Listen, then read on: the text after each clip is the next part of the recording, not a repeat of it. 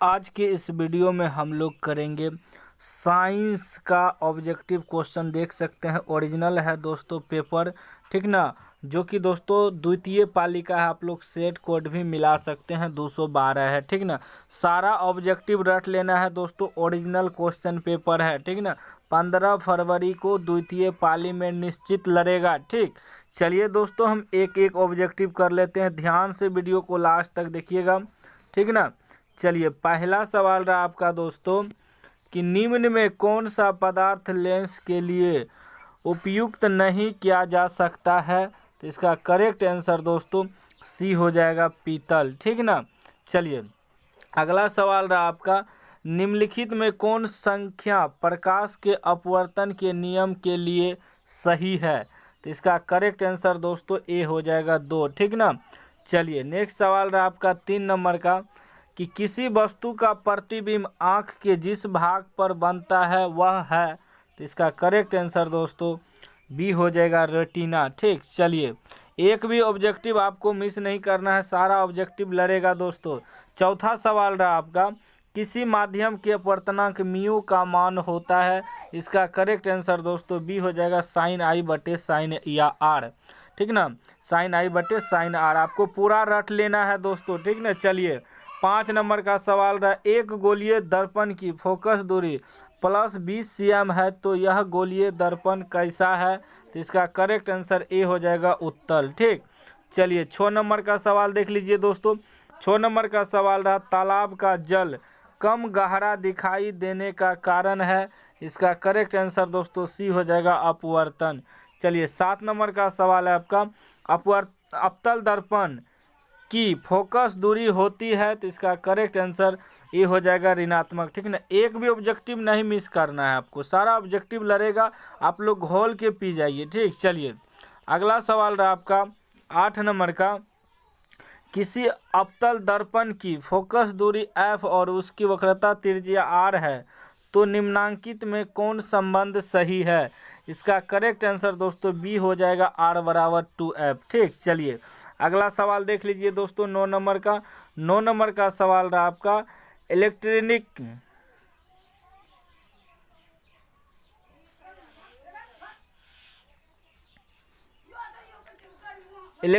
Heater की कुंडली बनाने में किस पदार्थ का प्रयोग किया जाता है। तो इसका करेक्ट आंसर दोस्तों डी हो जाएगा, नाइक्रोम, ठीक। चलिए 10 नंबर का सवाल देख लीजिए दोस्तों। 10 नंबर का सवाल रहा आपका कि 1 यूनिट विद्युत ऊर्जा का मान है। तो इसका करेक्ट आंसर दोस्तों डी हो जाएगा, 3.6 गुना 10⁻6 जूल, ठीक। चलिए आगे देख लीजिए दोस्तों। आगे आपका 11 नंबर का सवाल रहा, किलोवाट बटे घंटा एक इकाई है। इसका करेक्ट आंसर दोस्तों बी हो जाएगा, शक्ति की। चलिए 12 नंबर का सवाल देख लीजिए दोस्तों। 12 नंबर का सवाल रहा आपका, विद्युत फ्यूज विद्युत धारा के किस सिद्धांत पर कार्य करता है। तो इसका करेक्ट आंसर दोस्तों बी हो जाएगा, चुंबकीय। चलिए आगे देख लीजिए दोस्तों। आगे आपका 13 नंबर का सवाल रहा कि वोल्ट मीटर को विद्युत परिपथ में किस क्रम में जोड़ा जाता है। तो इसका करेक्ट आंसर दोस्तों बी हो जाएगा, समांतर क्रम। चलिए आगे देख लीजिए दोस्तों, एक भी ऑब्जेक्टिव आपको नहीं छोड़ना है, सारा ऑब्जेक्टिव आपको लड़ेगा, ठीक। चलिए 14 नंबर का सवाल है, विद्युत परिपथ में दो बिंदुओं के बीच विभवांतर मापने के लिए प्रयुक्त होता है। तो इसका करेक्ट आंसर दोस्तों बी हो जाएगा, वोल्ट मीटर। चलिए आगे देख लीजिए 15 नंबर का सवाल रहा आपका कि जल विद्युत संयंत्र किस ऊर्जा को विद्युत ऊर्जा में रूपांतरित करता है। इसका करेक्ट आंसर दोस्तों डी हो जाएगा, स्थितिज ऊर्जा।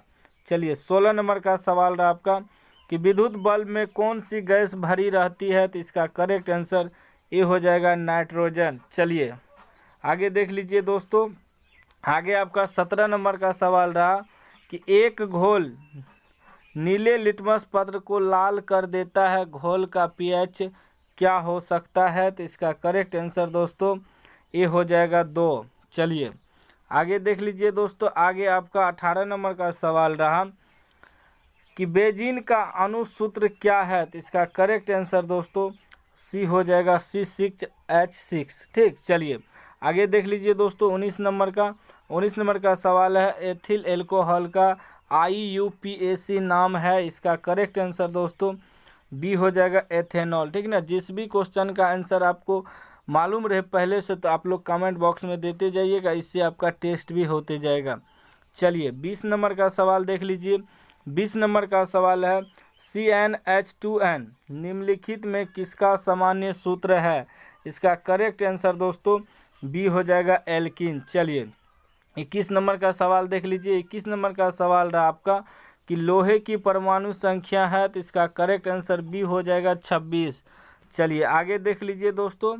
आगे आपका 22 नंबर का सवाल रहा स्टेनलेस स्टील में लोहा एवं कार्बन के अलावे अन्य तत्व रहते हैं, तो इसका करेक्ट आंसर दोस्तों सी हो जाएगा निकेल एवं क्रोमियम। ठीक, चलिए 23 नंबर का सवाल देख लीजिए। 23 नंबर का सवाल रहा आपका कि पीतल है, तो पीतल है तो इसका करेक्ट आंसर सी हो जाएगा मिश्र धातु। चलिए 24 नंबर का देख लीजिए। 24 नंबर का सवाल रहा निम्नांकित यौगिकों में कौन अम्ल है, तो इसका करेक्ट आंसर दोस्तों बी हो जाएगा H2SO4। चलिए 25 नंबर का सवाल देख लीजिए। 25 नंबर का है निम्नांकित में कौन प्राकृतिक सूचक है, तो इसका करेक्ट आंसर ए हो जाएगा हल्दी। चलिए आगे देख लीजिए दोस्तों। आगे आपका 26 नंबर का सवाल रहा कि OH अभिक्रियाशील मूलक वाले यौगिक का नाम क्या है, तो इसका करेक्ट आंसर बी हो जाएगा एल्कोहल। चलिए 27 नंबर का सवाल देख लीजिए। 27 नंबर का है कि कैल्शियम कार्बाइड जल के साथ अभिक्रिया करके देता है, तो इसका करेक्ट आंसर दोस्तों डी हो जाएगा एथाइन। चलिए आगे देख लीजिए दोस्तों। आगे आपका 28 नंबर का सवाल रहा कि ओजोन के एक अणु में ऑक्सीजन के परमाणुओं की संख्या कितनी होती है, तो इसका करेक्ट आंसर दोस्तों सी हो जाएगा 3। चलिए दोस्तों नेक्स्ट सवाल देख लेते। एक भी ऑब्जेक्टिव आपको नहीं छोड़ना है, सारा ऑब्जेक्टिव लड़ेगा। चलिए 29 नंबर का सवाल है आपका कि कमरे के ताप पर द्रव अवस्था में रहने वाली धातु है, तो इसका करेक्ट आंसर ए हो जाएगा पारा। ठीक, चलिए 30 नंबर का सवाल देख लीजिए। 30 नंबर का सवाल है सरलतम हाइड्रोकार्बन है, तो इसका करेक्ट आंसर ए हो जाएगा मीथेन। चलिए 31 नंबर का सवाल रहा आपका कि निम्नांकित में कौन क्षारीय ऑक्साइड है, तो इसका करेक्ट आंसर दोस्तों डी हो जाएगा Na2O। चलिए आगे देख लीजिए दोस्तों। आगे आपका 32 नंबर का सवाल रहा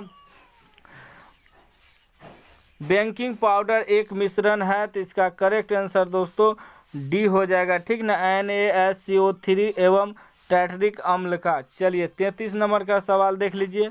33 नंबर का सवाल है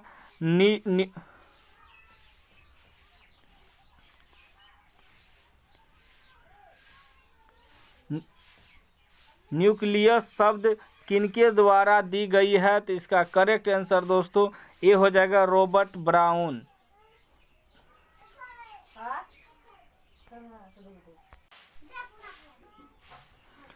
चलिए आगे देख लीजिए दोस्तों। 34 नंबर का सवाल पौधे में भोजन किस रूप में जमा होता है, तो इसका करेक्ट आंसर दोस्तों सी हो जाएगा स्टार्च। ठीक, चलिए 35 नंबर का सवाल देख लीजिए। 35 नंबर का है प्रसिद्ध पुस्तक द माइक्रोग्राफिया किनके द्वारा लिखी गई थी,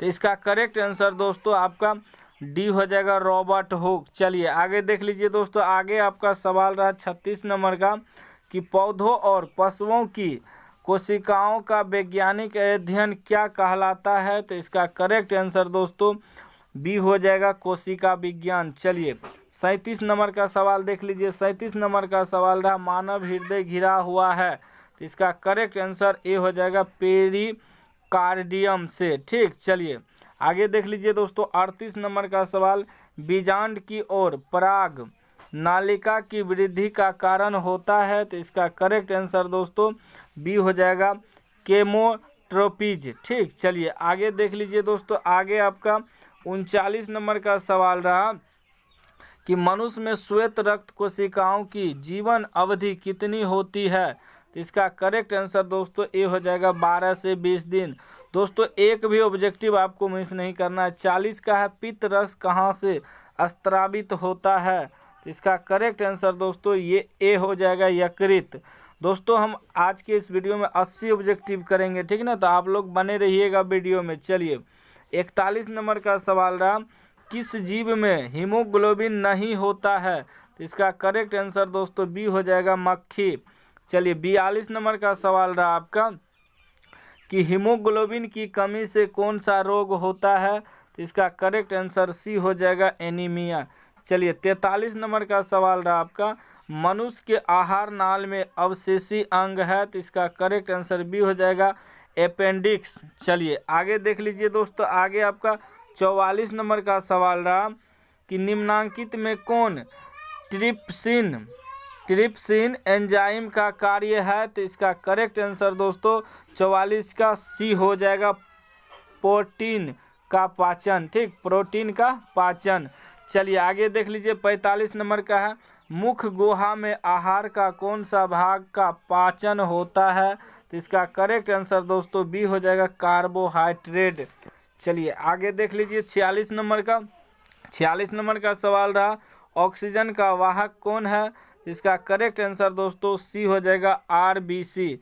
चलिए 47 नंबर का सवाल देख लीजिए, 47 का सवाल रहा कि रक्त में शर्करा का स्तर नियंत्रित करता है? तो इसका करेक्ट आंसर डी हो जाएगा, इंसुलिन। चलिए आगे देख लीजिए दोस्तों, आगे आपका 48 नंबर का सवाल रहा कि मानव शरीर में सबसे लंबी कोशिका कौन है? तो इसका करेक्ट आंसर दोस्तों सी हो जाएगा, तंत्रिका कोशिका।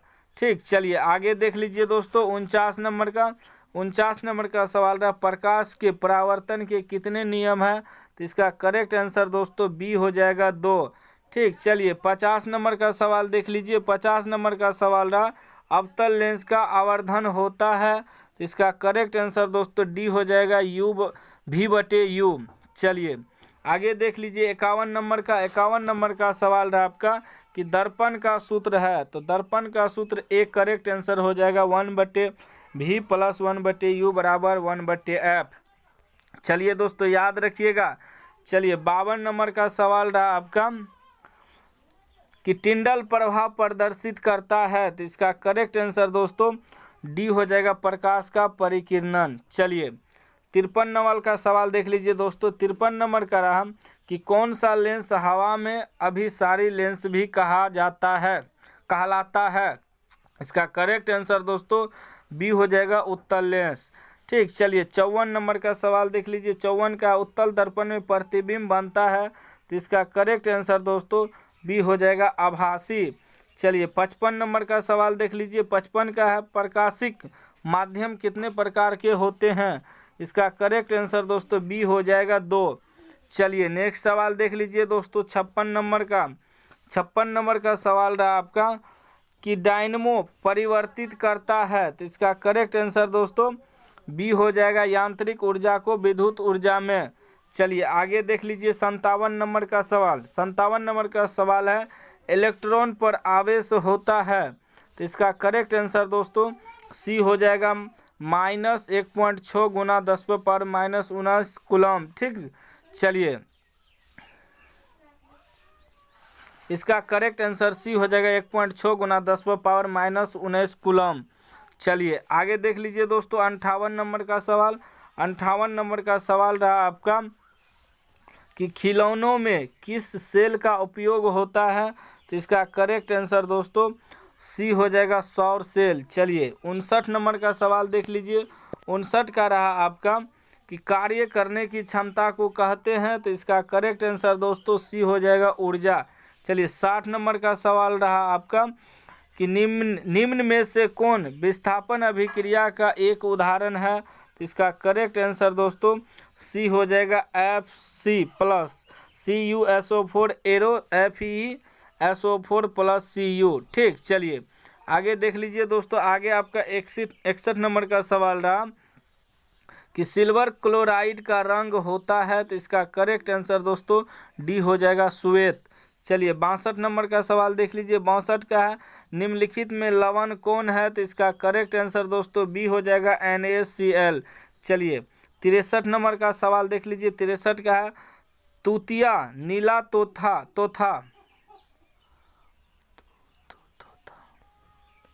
नीला थोथा का अणुसूत्र है, तो इसका करेक्ट आंसर दोस्तों ए हो जाएगा CuSO4 × 5H2O। ठीक, चलिए 64 नंबर का सवाल देख लीजिए दोस्तों। 64 नंबर का सवाल रहा गंधक की परमाणु संख्या है, तो इसका करेक्ट आंसर सी हो जाएगा 16। चलिए दोस्तों आगे देख लेते हैं। आगे आपका 65 नंबर का सवाल रहा। 65 नंबर का सवाल रहा दोस्तों कि ओ धातु के ऑक्साइड होते हैं, तो इसका करेक्ट आंसर दोस्तों बी हो जाएगा अम्लीय। ठीक, चलिए 66 नंबर का सवाल देख लीजिए। 66 नंबर का सवाल रहा कि कार्बन है, तो कार्बन है, तो इसका करेक्ट आंसर बी हो जाएगा ओ धातु।